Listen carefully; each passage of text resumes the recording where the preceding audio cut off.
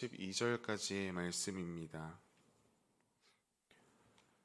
사도행전 13장 1절에서 12절까지의 말씀, 신약 209쪽입니다. 함께 한 목소리로 합독하시겠습니다. 안디옥 교회에 선지자들과 교사들이 있으니 곧 바나바와 니게르라 하는 시므온과 구레네 사람 루기오와 분봉왕 헤롯의 젖동생 마나엔과 및 사울이라. 주를 섬겨 금식할 때에 성령이 이르시되 내가 불러 시키는 일을 위하여 바나바와 사울을 따로 세우라 하시니 이에 금식하고 기도하고 두 사람에게 안수하여 보내니라. 두 사람이 성령의 보내심을 받아 실루기아에 내려가 거기서 배 타고 부브로에 가서 살라미에 이르러 하나님의 말씀을 유대인의 여러 회당에서 전할세 요한을 수행원으로 두었더라. 온 섬 가운데로 지나서 바보에 이르러 바예수라 하는 유대인 거짓 선지자인 마술사를 만나니 그가 총독 서기오 바울과 함께 있으니 서기오 바울은 지혜 있는 사람이라. 바나바와 사울을 불러 하나님의 말씀을 듣고자 하더라. 이 마술사 엘루마는 이 이름을 번역하면 마술사라. 그들을 대적하여 총독으로 믿지 못하게 힘쓰니 바울이라고 하는 사울이 성령이 충만하여 그를 주목하고 이르되 모든 거짓과 악행이 가득한 자요 마귀의 자식이요 모든 의의 원수여 주의 바른 길을 굽게 하기를 그치지 아니하겠느냐. 보라, 이제 주의 손이 내 위에 있으니 내가 맹인이 되어 얼마 동안 해를 보지 못하리라 하니 즉시 안개와 어둠이 그를 덮어 인도할 사람을 두루 구하는지라. 이에 총독이 그렇게 된 것을 보고 믿으며 주의 가르치심을 놀랍게 여기니라. 아멘. 역시나 성령 하나님으로 라는 제목으로 말씀을 나누겠습니다. 계속해서 우리가 사도행전을 묵상하고 있습니다. 어제 본문까지인 사도행전 12장까지는 예루살렘 교회를 중심으로 시작된 복음, 그 복음이 이제 그들을 넘어 이방에게도 전파되어 이방인 중심으로 세워진 첫 교회 안디옥 교회가 세워지는 과정까지를 우리가 살펴보았습니다. 그리고 오늘 본문인 사도행전 13장부터는 이제 사도 바울을 통해 본격적으로 이방인의 복음에 전파되는 일들을 중점적으로 소개합니다. 사도들에게 함께 하셨던 성령 하나님의 인도하심으로 지금까지 복음이 잘 전파되어 왔습니다. 그리고 이제 그 복음 전파의 배턴은 사도 바울에게 넘겨져 있습니다. 새롭게 그 바턴을 넘겨받은 사도 바울, 그는 과연 어떻게 복음 전파의 경주를 이어나갔는지 오늘 말씀을 살피며 함께 은혜를 나누고자 합니다. 이방인 중심으로 세워진 첫 교회, 안디옥 교회. 그곳에는 선지자와 교사라 불리는 지도자들이 있었습니다. 바나바와 루기오, 마나엔, 사울 등등의 이름을 오늘 본문은 언급하고 있습니다. 하루는 그들을 포함한 성도들이 함께 모여서 금식하며 기도하는데 성령 하나님의 감동이 그들 안에 임하였습니다.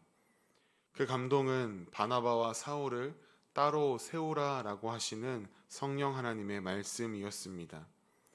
거기 모인 성도들 모두가 함께 기도하며 두 사람을 따로 세워 파송하게 됩니다. 바나바와 사울의 1차 전도 여행이 시작되었습니다. 그리고 이제부터 성경은 사울을 바울이라고 부르고 있습니다. 바나바와 바울이 구브로의 항구 도시인 살라미에 이르러 그곳에서도 유대인의 회당을 돌아다니며 복음을 전파합니다. 그곳에서도 예수 그리스도가 구약의 선지자들이 예언한 메시아다라고 복음을 전파하며 선포했을 것입니다. 그렇게 복음을 전하며 그의 발걸음을 이어가다가 바보라는 지역에 도착하게 됩니다. 그리고 그곳에서 박수무당 엘루마를 만나게 되지요. 그 이름의 뜻은 여호수아의 아들이라고 하는 뜻을 가지고 있었으나 정작 그는 거짓 선지자요 박수무당이었습니다. 이 무당은 동명이인인 바울이라고 하는 총독 곁에서 일하면서 마술을 통해 사람들을 미혹하여 돈을 벌던 사람이었습니다. 그런데 아이러니하게도 그러한 무당을 곁에 둔 총독이 바나바와 바울을 통해 하나님의 말씀을 듣고자 합니다.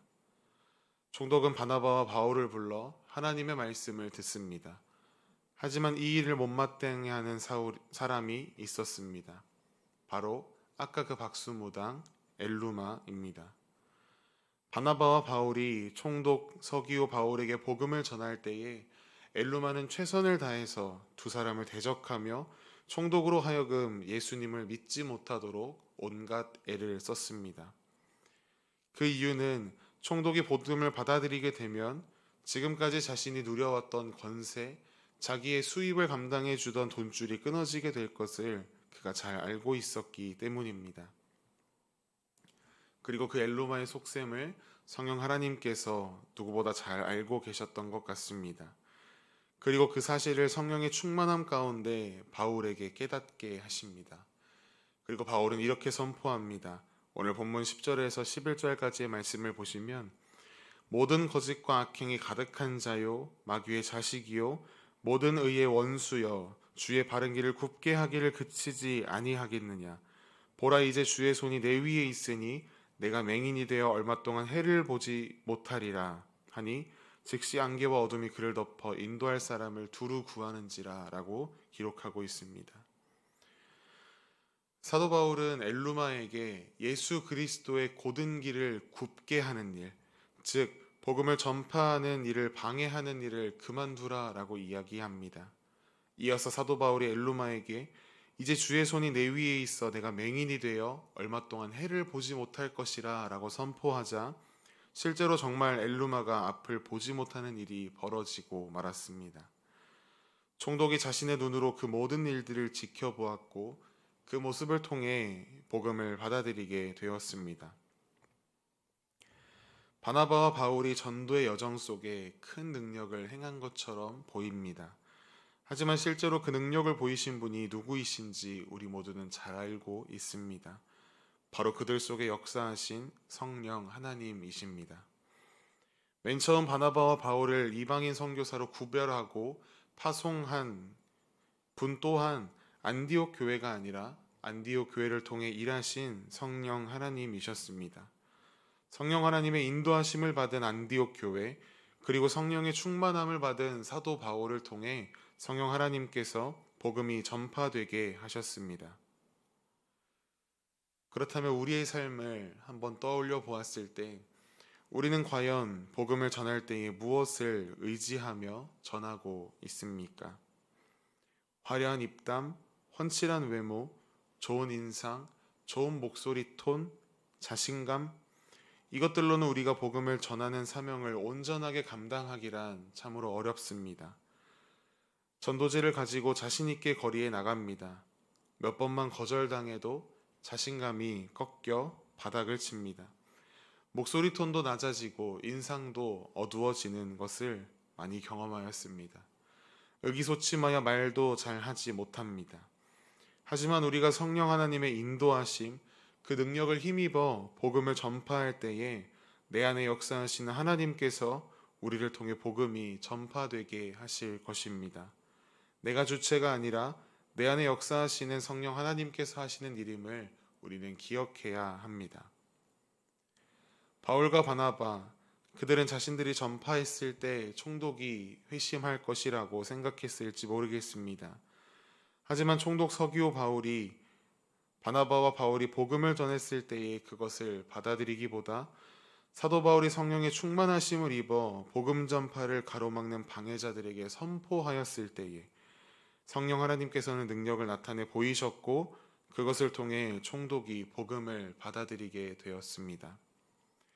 복음 전파의 역사는 처음부터 끝까지 이처럼 성령 하나님의 역사하심입니다. 복음을 전파하기 위해 그 사명을 감당하기 위해 오늘도 우리는 성령 하나님의 강권적인 역사를 구해야 할 줄 믿습니다. 오직 성령의 능력으로만 이 사명을 감당해야 합니다. 선교의 사명을 허락하신 우리에게 하나님께서 또한 그것을 감당할 수 있는 능력과 지혜를 우리에게 공급하실 것입니다. 오늘 하루 우리가 살아갈 때에 그 하나님의 능력, 성령 하나님의 강권적인 역사하심을 믿고 붙잡고 바라보며 우리의 삶 속에 오늘도 하나님의 놀라운 구원 계획이 나타나 보여지는 그런 귀한 한 날이 되기를 간절히 소망합니다.